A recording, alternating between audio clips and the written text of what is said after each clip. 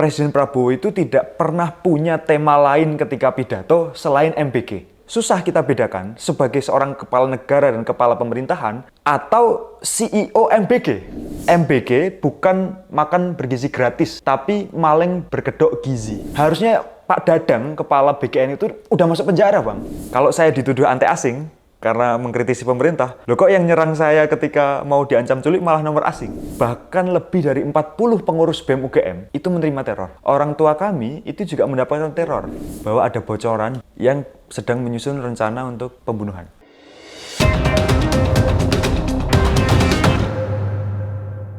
Netizen ini luar biasa ya. Jadi hari ini tamu yang hadir di studio ini adalah orang yang sosok yang dicari-cari gitu ya. Saya malah curiga perjalanan beliau ke sini itu justru sudah ada yang ngintai. Beliau ini Mas Tio ya, nama lengkapnya Tio Ardianto ya. Benar. Jadi beliau adalah Ketua Badan Eksekutif Mahasiswa UGM. Asli. Kalau pernah ikut BEM, berarti tidak perlu diragukan. Tidak perlu diragukan gitu ya. Bahkan pemilihannya jelas gitu ya. Baik, jadi netizen beliau ini saya sebut tadi dicari-cari ya. Dia dicari-cari, tapi pada saat bersamaan ini kan menarik nih sebenarnya ya. Beberapa hari ini beliau ini sangat viral ya. Sangat viral tapi dicari-cari. Ada dua, tolong dikoreksi saya, Mas Tio. Ada dua yang saya catat ini membuat Mas Tio tiba-tiba viral. Pertama itu adalah ketika melakukan sebuah langkah luar biasa. Ini kan membuat surat, tapi bukan surat cinta. Gitu kan. Ya, biasalah kalau mahasiswa gitu ya. Membuat surat itu kemudian justru mengadukan presiden itu ke satu institusi lembaga internasional gitu ya. Itu yang pertama yang saya lihat. Yang kedua berkaitan bajunya nih. Yang lagi viral nih. Ini bajunya nih kalau kita baca ke sini biasa gitu ya. Maling berkedok gizi. Tapi kalau dibaca ke bawah itu ada yang warna merah. Itu agak mirip juga sebenarnya yang isi surat itu ya gitu. Makasih sudah hadir di sini. Siap, Mas Tio. Bang Sehat? Syam. Alhamdulillah masih sehat. Masih sehat ya? Masih waras? Dan belum ketangkap. Itu dia, belum ketangkap gitu ya. Sekaligus kita langsung saja, Mas Tio. Sebenarnya, apa yang membuat tiba-tiba harus melakukan dua hal yang saya sebutkan tadi sampai pilar itu? Melakukan tindakan, bersurat ke UNICEF ya, gitu ya? Ya, UNICEF. Dan tiba-tiba juga ada ide dua hal ini, meskipun agak berbeda itu gimana bisa dicerita kepada kita gitu ya? Mari kita merefleksikan perjalanan bangsa kita selama kurang lebih beberapa bulan terakhir, Bang. Oh. Kita mengalami berbagai peristiwa yang tidak bisa kita pahami dalam kacamata kemanusiaan. Oke. Yang paling mendebarkan bagi kita adalah ketika ada bencana di Sumatera. Ada ribuan rumah yang tergusur, ratusan ribu anak-anak, orang tua, manusia yang kemudian harus mengevakuasi dirinya. Tetapi tidak pernah kita lihat gejala kemanusiaan dari mereka yang kita berikan amanah untuk mengelola negara. Kita mulai dari situ. Okay. Ada, kalau saya menyebutnya adalah ketidakberperi kemanusiaannya para penguasa di dalam melihat bencana ini. Okay. Yang paling membuat kita marah yang pasti adalah selain ketidakseriusannya dalam mengelola dan menyelamatkan anak-anak dan manusia yang ada di sana adalah bahwa di lokasi bencana saja narasi yang sifatnya fiktif dan kampanye itu masih diucapkan. Harusnya di sebuah bencana presiden itu tampil sebagai pengayom warganya, pengayom rakyatnya, bukan sebagai orang yang seolah sedang kampanye. Misalnya kita pasti masih ingat ketika Presiden Prabowo mengatakan beliau akan mengejar para koruptor. Itu pesan yang penting. Ya. Tetapi tidak menunjukkan empati sama sekali ketika diucapkan di sebuah lokasi bencana yang lebih butuh perhatian presiden daripada lip of service-nya presiden. Harusnya presiden tahu pada saat itu ada kondisi ya yang kan kalau dalam bencana itu ada tanggap darurat. Kita nggak melihat keprihatinan apapun dari batin presiden. Sensitivitasnya gitu ya. Sensitivitasnya nggak ada. Nah, peristiwa itu berlanjut di berbagai tempat karena kemudian cuaca yang hari ini terjadi di Indonesia menyebabkan banjir tidak hanya di Sumatera, iya. Bahkan di Jawa, di beberapa titik Kalimantan juga menyebabkan bencana itu. Tapi evaluasi bermakna pemerintah terhadap pengelolaan sumber daya alam dan lingkungan itu tidak dilakukan. Padahal bencana ini bukan persoalan cuaca saja, tapi persoalan pengelolaan lingkungan yang tidak baik. Ada campur tangan manusia. Ada campur tangan manusia yang rasanya itu dibiarkan, Bang. Atau memang faktor utamanya justru manusianya gitu loh. Justru itu. Karena bencananya saya rasa sudah tidak bisa dipahami sebagai bencana alam. Ini bencana manusia yang kemudian ekspresinya adalah alam itu. Jadi ini respon alam atas kejahatan manusia. Nah, kemudian kita melihat juga ya, apa yang misalnya Presiden sampaikan di berbagai pidatonya. Cara beliau merespon berbagai kritik atas MBG. Ini saya kira jadi catatan penting bahwa Presiden Prabowo itu tidak pernah punya tema lain ketika pidato selain MBG. Apapun forumnya, siapapun orang yang ditemuinya selalu MBG narasinya. Ini presiden susah kita bedakan sebagai seorang kepala negara dan kepala pemerintahan atau CEO MBG atau ketua panitia MBG. Karena narasinya selalu MBG. Bersamaan dengan itu presiden tidak sadar atau bahkan mungkin menolak untuk memahami bahwa MBG ini mudorotnya lebih banyak ketimbang manfaatnya. Hal yang paling mendasar itu soal pengalokasian anggaran, Bang. Kita sejak bulan September sudah mengkritik bahwa anggaran pendidikan tidak boleh dirampas untuk makan bergizi gratis. Karena makan bergizi gratis sejak awal misinya bukan misi untuk mencerdaskan kehidupan bangsa, tapi untuk mengentaskan stunting, memberi gizi. Artinya lebih masuk akal kalau memakai anggaran kesehatan ketimbang anggaran pendidikan. Atau di Depsos. Atau ada anggaran khusus yang memang MBG tanpa mengklaim anggaran yang lain. Karena kan ada undang-undang sisdiknas 20% kan? Yes, mandatory spending jelas dalam undang-undang dasar bahwa anggaran pendidikan itu sekurang-kurangnya dialokasikan oleh pemerintah 20% dari total APBN. Nah, kemarin di pidato kenegaraan 17 Agustus, Presiden itu menyampaikan, Bang, tahun 2026 kita mengalokasikan anggaran pendidikan terbesar sepanjang sejarah. Karena nilainya itu 757 triliun. Itu kurang lebih setara 22% anggaran APBN kita. Wah, kelihatannya luar biasa. Tapi setelah kita cross-check, 223 triliun itu diklaim sebagai MBG. Ini kan sudah masuk ke pelanggaran konstitusi, Bang. Rezim hari ini memang rezim yang sejak awal lahir karena pelanggaran konstitusi. Jadi sebenarnya tidak mengherankan ketika pelanggaran konstitusi itu dilakukan lagi dengan cara yang seolah-olah mulia. Kalau dia pelanggaran konstitusi itu mesti kenapa tidak membawa persoalan ini ke DPR gitu ya? Membawanya ke UNICEF. Apakah karena DPR itu bagian dari sebelum sampai ke sana ya, Pak. Ada realitas di dalam publik hari ini bahwa rasanya pendidikan itu lebih mendesak untuk diberi solusi ketimbang MBG. Stunting harus dientaskan, iya. Tetapi metode pengentasannya mestinya tidak memakai logika proyek. Harusnya pakai logika program atau gerakan. Kita nanti akan bicara soal kenapa MBG itu saya sebut proyek dan bukan program ya, Bang. Tetapi yang jelas, ringkasnya adalah ada semacam kemampatan di bangsa kita bahwa kanal-kanal perubahan, kanal-kanal perbaikan itu buntu, Bang. Kita coba cek mekanisme trias politika kita. Eksekutif, yudikatif, dan legislatif. Mekanisme yang berjalan di antara ketiga ini, Bang, itu nggak sama sekali bisa kita percaya.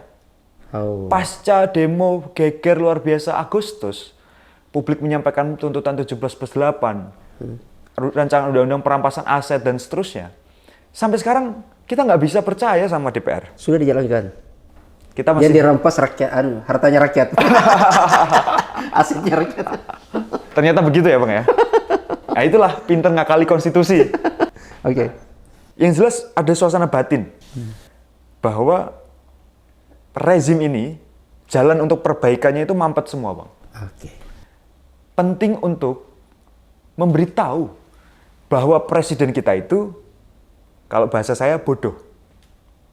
Mungkin ada beberapa yang tidak nyaman dengan bahasa ini dan saya minta maaf atas ketidaknyamanan itu. Tetapi kalau kita mau kembali ke substansi, bodoh yang dimaksud di sini adalah inkompetensi yang laten, Bang. Inkompetensi yang laten. Nah, sayangnya inkompetensi laten ini tidak dipahami oleh presiden. Dan saya tidak tahu apakah orang-orang di sekitar presiden itu cukup berani untuk mengatakan itu ke presiden. Nah, suasana itu kemudian sampai puncak pada ketika ada seorang anak di NTT yang memutuskan untuk menyelesaikan hidupnya Oke. setelah gagal membeli pena dan buku yang seharga 10.000.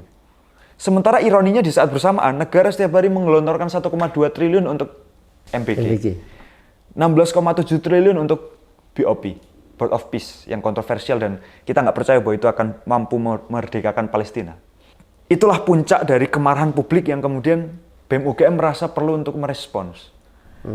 Kemampatan, kebuntuan jalan-jalan perbaikan itu, Bang, nggak kita bisa dobrak hanya di bangsa ini. Saya rasa warga dunia, ini nggak hanya berbicara soal lembaga UNICEF ya, Bang, tapi lebih luas lagi. Warga dunia harus bantu rakyat Indonesia untuk menyelamatkan masa depan bangsanya. Karena kita hari ini punya presiden yang nggak bisa dikasih tahu siapa-siapa. Iya, saya kan berpikir gini, kayak UNICEF itu kan yang konsen pada isu anak, dia bagian dari organ PBB gitu ya. Tapi kalau penjelasan tadi itu kan sebenarnya sepertinya luas sekali gitu ya. Bukan hanya anak gitu loh, termasuk yang disasar orang tuanya. Meskipun saya dengar juga orang tua juga ikut disasar tapi teror gitu ya. Posisi itu, kenapa cuma milih UNICEF gitu loh, persoalan itu? Atau kenapa justru tidak membawa pada langsung ke peradilan internasional dan macam-macam gitu ya? Ya tentu, memang pemantik dasarnya adalah keputusan anak yang bunuh diri di NTT itu, Bang. Itu yang bagi kami menjadi isu yang luar biasa penting dalam konteks anak-anak. Oke. Karena anak-anak sensitivitas itu ya? Anak-anak bunuh diri itu bukan persoalan yang sederhana, Bang. Itu bukan persoalan yang bisa kita remehkan. Dan saya yakin, sampai sekarang Presiden nggak tahu bahwa ada peristiwa itu. Karena saya yakin orang-orang di sekitar Presiden nggak ngasih tahu Presiden bahwa ada kejadian itu. Karena belum ada komentarnya gitu ya? Nggak ada. Tapi saya itu justru gini, Mas Yo, ini tolong saya dikoreksi ya, soal ini anak-anak yang NTT ya. Dan saya jujur, merasa agak miris kejadian itu, tapi sekaligus kita merasa bahwa ada memang sesuatu yang harusnya kita semua secara masif ikut bertanggung jawab gitu ya. Sedihnya itu gini, ini tolong sekali lagi dikoreksi saya. Kalau kita bicara konstitusinya, kan sebenarnya kita tidak bisa menggugah presiden hanya soal sensitivitas. Ini tanggung jawab, ya kan? Kalau saya gitu ya, ini wajib gitu loh. Bahwa negara itu melalui pemerintah, dia bertanggung jawab untuk melindungi anak. Kalau kita bicara untuk melindungi anak. Bahwa dia harus siap untuk menyatakan anak-anak itu dia harus tumbuh sejahtera. Kan katanya nanti akan lahir menjadi masa muda yang emas gitu ya, katanya gitu loh. Pertanyaan saya yang ini, Mas, kira-kira kalau persoalan itu terjadi kan, harapan yang bisa dicapai dengan persuratan itu ya, sampai keluar ke UNICEF gitu ya, yang diharapkan oleh teman-teman di UGM gitu, sampai kemudian harus, udahlah kita ke DPR tidak bisa, ke sini tidak bisa, maka keluar itu kita kira-kira gimana tuh? Yang mengendalikan kekuasaan itu kan mestinya adalah percakapan publik, Bang. Apakah percakapan publik itu menghendaki MBG atau pendidikan, baik di level nasional maupun dunia, itulah yang harusnya mengendalikan kekuasaan kita. Nah, kekuasaan kita ini berjarak dengan percakapan publik di realitas sosial masyarakat Indonesia, Bang. Sehingga meletakkan isu ini ke UNICEF sebenarnya adalah upaya untuk menjadikan ini juga bagian dari percakapan publik pemimpin-pemimpin dunia. Karena Pak Presiden kan sedang sangat suka memake up diri di depan pemimpin-pemimpin dunia gitu ya. Ketemu Trump, ketemu Netanyahu, ketemu yang lain, Xi Jinping dan seterusnya. Saya harap pas mereka ngopi, mereka ngasih tahu ke Pak Presiden kita, Bang. Ini gratis loh. Bahwa, kok ada yang berkirim surat katanya kamu tidak kompeten. Itu gimana sebenarnya? Sementara saya yakin Pak Presiden nggak tahu bahwa surat itu ada, Bang. Jadi kita butuh kanal-kanal untuk sampai ke telinga Presiden. Jadi semua cara dilakukan untuk bisa sampai gitu ya. Karena di pintu-pintu yang sudah tersedia ini tersumbat gitu ya. Atau apakah itu karena yang selama ini menutup ruang untuk sampai ke telinga Presiden itu tahu bahwa ada surat sampai akhirnya melakukan upaya lain? Yang sampai katanya ada teror. Tentu, apakah orang-orang yang melakukan teror itu siapa sih sebenarnya gitu? Saya ingin jelaskan ke publik bahwa teror itu terjadi. Saya sejak tanggal 9 itu mulai menerima teror yang tidak biasa. Sebelumnya ketika isu undang-undang TNI, isu Agustus saya juga menerima teror. Tetapi nggak ada yang sampai ancaman penculikan, Bang. Oh. Baru kali ini saya terima teror dengan bentuk ancaman penculikan dengan nomor tidak dikenal yang itu nomor asing, Bang. Kalau saya dituduh anti asing karena mengkritisi pemerintah, loh kok yang nyerang saya ketika mau diancam culik malah nomor asing? Berarti yang anti asing adalah saya atau orang yang nyuruh karena tersinggung ini. Iya. Nah, tidak berhenti di situ, Bang. Baru beberapa hari lalu juga tanggal 14 Februari, orang tua kami itu juga mendapatkan teror. Terornya mengatakan bahwa anaknya ini problematik, bermasalah, dan seterusnya. Tidak hanya berhenti di orang tua, bahkan lebih dari 40 pengurus BEM UGM itu menerima teror. Semua 40 pengurusnya semua Lebih dapat? 40. Lebih 40? Pengurus BEM itu ada lebih dari 600 orang, Bang. Kalau ditambah relawan, kegiatan macam-macam itu bisa sampai 1000. Oke. Tapi yang dapat teror, saya nggak tahu itu database-nya bocor dari mana sehingga acak 40 itu, lebih dari 40 itu dapat teror juga, Bang. Pelakunya nomor yang sama atau? Ada berbeda-beda, Bang. Berbeda. Ada beda-beda. Nah, ini bagi saya tanda yang tidak boleh kita normalisasi. Iya. Ketika orang yang peduli pada bangsanya dianggap ancaman, berarti itulah ancaman itu sendiri, Bang. Orang yang peduli pada bangsanya itu tidak pernah boleh dianggap sebagai ancaman. Jadi sejak tanggal 9 sudah ada teror itu ya? Teror itu sudah ada, Bang. Bagi saya begini, Bang. Yang namanya kritik itu adalah hak rakyat untuk menegur buruh outsourcing yang dia pilih selama 5 tahunan. Penguasa-penguasa hari ini kan sebenarnya adalah buruh outsourcing, Bang. Mereka yang kita pilih 5 tahunan lewat mekanisme partai. Kan? Referendumnya kan di situ. Nah, disitulah sebenarnya meletakkan rakyat itu harusnya sebagai bos. Ya. Sehingga yang namanya bos, ya, negur buruh itu ya boleh dengan cara apapun. Ya. Tapi kok bos yang negur buruh, malah buruhnya itu, kita nggak nyebut bahwa yang melakukan teror itu adalah buruh ya, Bang. Ya. Tapi yang kemudian dialami oleh bosnya adalah teror. Itu bagi saya tanda yang bahaya. Dan saya ingin sampaikan bahwa kita sudah melakukan komunikasi intens dengan LPSK, dengan kampus, untuk menindak ini secara serius. Karena sampai sekarang selain teror itu juga ada pengurus BEM yang akunnya itu kena hack gara-gara ikut menyuarakan sikap-sikap BEM UGM. Oke, itu yang saya mau tanyakan tuh. Posisi di UGM-nya sendiri ya, di kampus itu ada nggak perlindungan? Saya nggak tahu situasi sekarang ya kan, saya sudah tidak pernah, sudah bukan lagi mahasiswa gitu ya. Kalau dulu itu kan kita betul-betul dilindungi lah. Di zaman Orba pun sampai masuk aparat saja di kampus itu kan susah gitu ya. Kita masih mengenal istilah otonomisasi kampus gitu. Ini gimana dari sikap UGM nih? Saya harus sampaikan bahwa sikap UGM berkomitmen untuk melindungi semua mahasiswanya, termasuk saya, dalam mengekspresikan pendapat-pendapatnya. UGM, pimpinan kampus melalui juru bicaranya, itu sudah sampaikan keterangan pers, Bang, ke beberapa media, dan sudah berkomunikasi dengan saya. Pada prinsipnya, perlindungan secara fisik maupun mental sudah disiapkan, pun apabila nanti diperlukan langkah-langkah yang sifatnya legal dalam merespons teror-teror kejadian ini gitu ya. Oke. Artinya sikap responsif UGM itu diperlihatkan gitu ya pada posisi itu. Karena saya agak tiba-tiba gini itu posisinya gini, Mas. Saya mencoba merefleksi di zaman kami ya. Kan dulu itu kan mahasiswa kalau bergerak kan jelas sebenarnya lawannya gitu ya. Kalau kita bicara masa Orde Baru gitu ya, sebenarnya kan jelas tuh masanya. Bahwa saat itu yang dihadapi adalah militerisme. Jadi kalau kita bicara tirani negara macam-macam kan di situ. Kalau sekarang ini kan agak lain ya, di posisi digital ini sekarang ini kan seolah-olah negara demokrasi kan, tapi ternyata saya agak ngeri ketika menyebut ada yang mau diculik gitu ya. Saya hanya mengenal istilah bahasa culik itu di tahun 98. Ada yang diculik dan hilang sampai sekarang gitu ya. Ada yang diculik mungkin nggak tahu apakah dia dibawa ini atau jangan-jangan tadi dari nomor asing itu jangan-jangan mau dibawa ke luar negeri, tapi jalan-jalan mungkin ya. Dan tidak hanya sampai di situ, Bang. Baru kemarin saya dapat teror lagi, tapi dengan cara yang lain. Jadi ada orang yang meneror seseorang lain, tapi terornya itu bentuknya adalah menginformasikan bahwa ada bocoran dari lembaga tertentu yang sedang menyusun rencana untuk pembunuhan. Dan informasi itu sampai ke saya sebagai semacam peringatan. Ya mau dibunuh Mas Tio sendiri?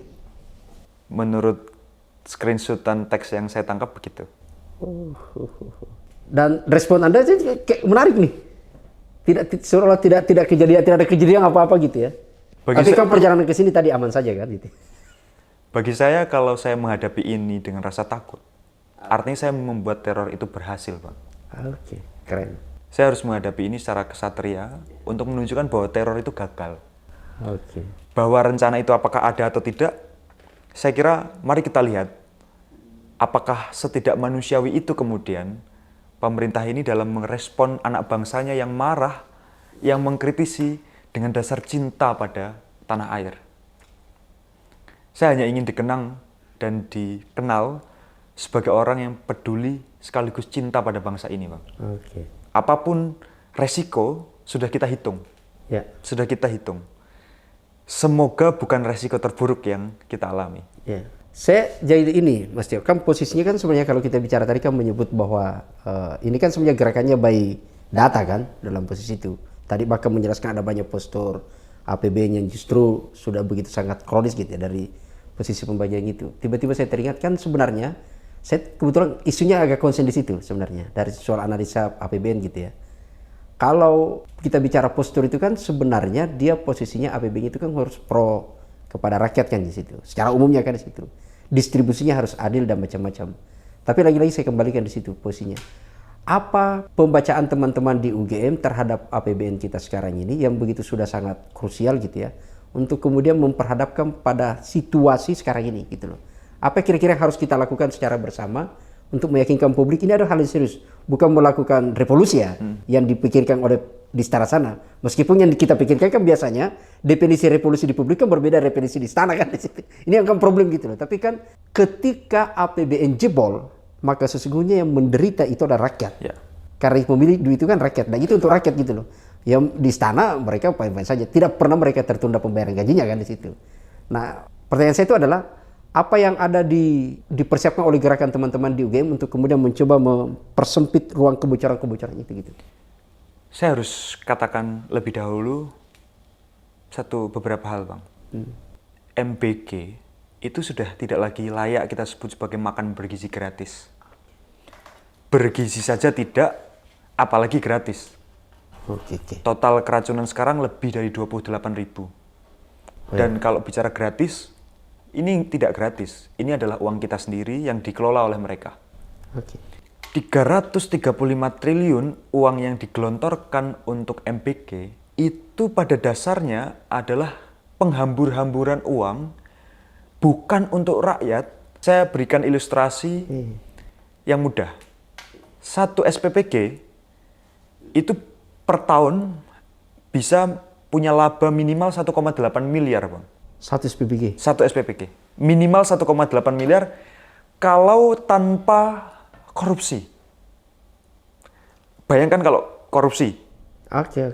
Anggur yang Ini harusnya masih 5, legal, sudah dapat 1, anggur yang harusnya 5 jadi 3. ya. Ayam yang harusnya dada jadi sayap. Ya. Pasti angkanya bisa lebih dari sekadar 1,8 miliar. Iya. Angka itu besar dan hanya mampu diakses oleh mereka yang punya modal. Artinya mereka yang bisa punya SPBG, selain harus punya modal secara ekonomi, juga harus punya modal secara politik. Iya. Karena akses untuk mendapatkan SPPG itu melalui mekanisme yang sangat tertutup. Publik sampai sekarang tidak tahu bagaimana dia bisa Tiba-tiba berinvestasi pada SPPG. Oke. Kita nggak tahu. Iya. Nah, yang terjadi di mana-mana, dan saya kemudian ilustrasikan di daerah saya. Ketua DPC partainya Pak Presiden itu mengelola 9 SPPG, Bang. DPC. Ketua DPC. 9 SPBG. 9 SPPG. Artinya tanpa korupsi, Anggota jadi dianya langsung gitu ya? dia langsung. Dia menjabat nggak DPRD? Dia menjabat. Wow. 9 SPPG itu artinya per tahun dia mendapatkan. Ini menarik ya. Saya concern di isu ini. Soal isu DPRD gitu ya. DPR dan DPRD. Sorry, saya potong gitu ya. Harusnya ini kalau kepolisian, KPK, itu masuk di situ. Ini real. Karena undang-undangnya jelas. Tidak boleh anggota DPR bahkan pada saat maju caleg itu tanda tangan tuh. Tidak boleh rangkap jabatan di perusahaan. Satu. Yang mengelola APBN dan APBD. Nah ini kan real langsung gitu loh. Saya lanjutkan ya, Bang. 9 SPPG, kalau per tahun 1,8 miliar, itu artinya dia bisa dapat per tahun sekitar 17 miliar. Ini sekitar ya Bang? 17 miliar. 17 miliar kalau 5 tahun masa kepresidenan, itu artinya dia punya 85 miliar. Baru satu orang itu? Satu orang itu, dengan 9 SPPG dalam 5 tahun masa kepresidenan. Pertanyaan saya Bang, kalau Presiden Prabowo nyalon lagi di 2029, lalu kadernya selaku ketua DPC partainya Pak Presiden ini, harus ngeluarin 10 miliar untuk menangin Pak Presiden, kecil apa besar Bang? Apakah itu bisa saya sebut bahwa, mudah-mudahan saya keliru ya, dalam proyek MBG ini ternyata ada yang memanfaatkan menjadi ladang korupsi di perutnya anak, dari perutnya anak? Oh, itu bukan lagi kemungkinan Bang. Dengan mentalitas pejabat publik di Indonesia hari ini, bagi saya 80% MBG bukan makan bergizi gratis, tapi maling berkedok gizi. Ini korupsi yang tersistematis Bang. Ini korupsi yang tersistematis dan terlindungi oleh korupsi yang dilegalkan ya? Korupsi yang dilegalkan. Artinya negara secara langsung memelihara koruptor itu. Nah, tadi saya ilustrasikan, dia 5 tahun dapat 85 miliar. Kalau di 2029 ngeluarin 10 miliar untuk menangin Presiden Prabowo di periode keduanya, kecil apa besar, Bang? Sangat kecil. 20 miliar, sangat kecil. 30 miliar, sangat kecil. Sementara di periode berikutnya, dia punya 85 miliar lagi, Bang. Jadi Mas Tio mau bilang begini, uang rakyat yang selama ini dipungut melalui pajak gitu ya. Kalau dulu kan waktu Mas Tio belum lahir itu kan Orde Baru menyebut pajak digunakan untuk membangun jembatan, sekolah, apa semuanya. Sekarang ini orang membayar pajak itu justru digunakan untuk orang-orang ini untuk korupsi itu gitu ya. Tepat, Bang. Untuk mereka bisa mempertahankan sehingga kekuasaannya. menjadi wajar ada satu anak di NTT harus bunuh diri padahal hanya untuk 10.000 gitu ya. Jadi MBG ini luar biasa mengancam tidak hanya ekonomi, tapi lebih jauh lagi demokrasi kita, Bang. Karena peta politik akan disentralisasi pada penguasaan atas SPPG. Nah, ini bagi saya bahaya, Bang. Ini bahaya besar. Karena hari ini kekuasaan atas PPG itu ya orang-orangnya Prabowo semua, Bang. Mau berharap apa kita sama Presiden Prabowo ketika Presiden Prabowo hanya dari satu ketua DPC-nya aja punya 85 miliar. Artinya ada satu instrumen program yang dibuat dalam melalui APBN gitu ya. Itu digunakan secara diam-diam untuk sebagai alat kampanye gitu. Yes, tidak hanya alat kampanye. Konsolidasi ekonomi, Bang. Untuk politik. Itu kan agak apa ya? Itu kan kalau dia menjadi sistematis maka kejadian di NTT kita tidak bisa menyebut bahwa itu peristiwa persoalan kemiskinan biasa. Itu pembunuhan struktural loh. Ini kalau saya mendefinisikan situ ya, ketika kita melihat kan kalau pendekatannya ketika dia menggunakan secara instrumen itu legal, korupsi dilegalkan, lalu kemudian instrumen negara dilegalkan untuk masuk terlibat ke situ, maka itu kan sebuah desain struktur gitu ya. Jadi instrumen itu bukan lagi berdiri yang terpisah gitu ya. Persoalan kemiskinan menjadi bukan hal yang biasa gitu ya. Tentu orang boleh bilang tidak ada kaitan langsung antara kebijakan presiden dengan keputusan anak ini untuk bunuh diri. Orang boleh bilang begitu. Tapi kalau orang zoom out, realitas-realitas yang terjadi, ini itu sangat berkaitan, Bang. Andai Presiden Prabowo memprioritaskan pendidikan sebagai tanggung jawab dasarnya sebagai seorang kepala negara, saya yakin kejadian di NTT itu nggak pernah terjadi, Bang.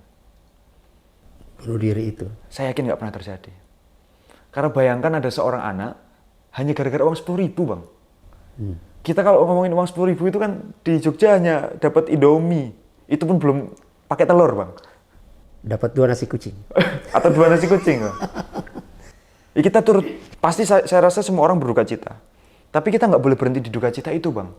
Karena kalau berhenti pada duka cita, akan sangat mungkin ada peristiwa-peristiwa yang sama selanjutnya. Ini memang sebenarnya MBG kita diperhadapkan ya pada 2 hal gitu ya. Untuk kalau kita mau lebih spesifik memotret di soal program pendidikannya. Selalu kita berbicara dari hari ke hari bahkan jauh sebelumnya gitu ya, bahwa persoalan serius di pendidikan itu kan ada 2. Infrastruktur sekolahnya yang biasa kita menyebut itu ada sampai di Jawa Barat saja ini itu ribuan sekolah rusak berat. Dan itu mengancam keselamatan anak gitu ya. Itu kalau kita bicara infrastrukturnya gitu loh. Pada saat yang bersamaan misalnya berapa ribu anak mempertaruhkan nyawanya untuk menyeberang sungai karena tidak ada jembatan gitu loh. Dan pada saat bersamaan berapa ribu guru honorer yang bertarung di situ untuk melahirkan anak yang cerdas. Tadi yang mengajar yang 10.000 itu, tapi kan dia juga digaji 300.000 ya kalau honorer. 2 juta guru kita itu masih hidup dalam kemiskinan, Bang. Masih hidup prasejahtera, Bang. 2 juta guru. Iya. Padahal kalau dengan uang MBG yang diklaim sebagai anggaran pendidikan dikembalikan aja, itu kita bisa menggaji guru dengan sangat layak, Bang. Sebagai ilustrasi ya, Bang, yang kami pernah hitung itu adalah untuk akses pendidikan tinggi. Kan anggaran yang dirampok MBG dari anggaran pendidikan itu 223 triliun. Untuk menggratiskan seluruh mahasiswa se-Indonesia aja, Bang, PTS, PTN, PTKIN, itu kita hanya butuh 180 triliun. Kalau saya kan pertanyaan ini, saya tertarik isu korupsinya itu ya. Kalau di MBG, untuk memang betul ke anak, kenapa harus ada SPPG? Kenapa bukan di kantin gitu loh? Ya. Kenapa di situ gitu? Ini yang menjadi saya agak tertarik untuk mengkaji di situ ya, bahwa ada anak butuh gizi oke.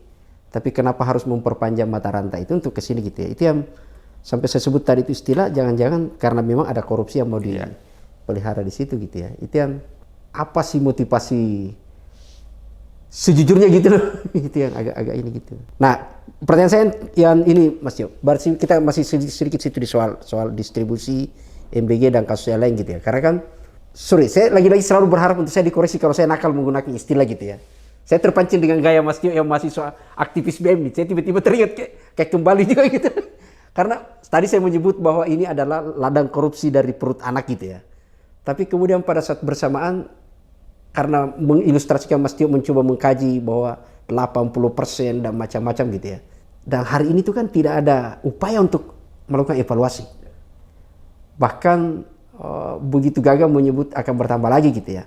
Tapi di luar itu oke, tidak ada masalah untuk itu. Yang saya menyebut adalah ada satu fakta, saya tidak tahu Mas Tio dapat gitu ya.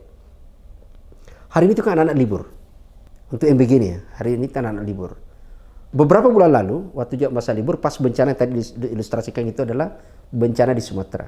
Ada banyak orang tua untuk kemudian berharap dana AMBG itu dialihkan sementara ke bencana itu. Dan sampai hari ini masih ada ribuan rumah itu tertimbun pasir, tidak bisa ditempati oleh mereka gitu ya. Jadi artinya orang tuanya harus penghuninya akan mencari tempat lain gitu. Itu kan yang menjadi problem. Ketika mencari tempat lain pasti anaknya akan terganggu.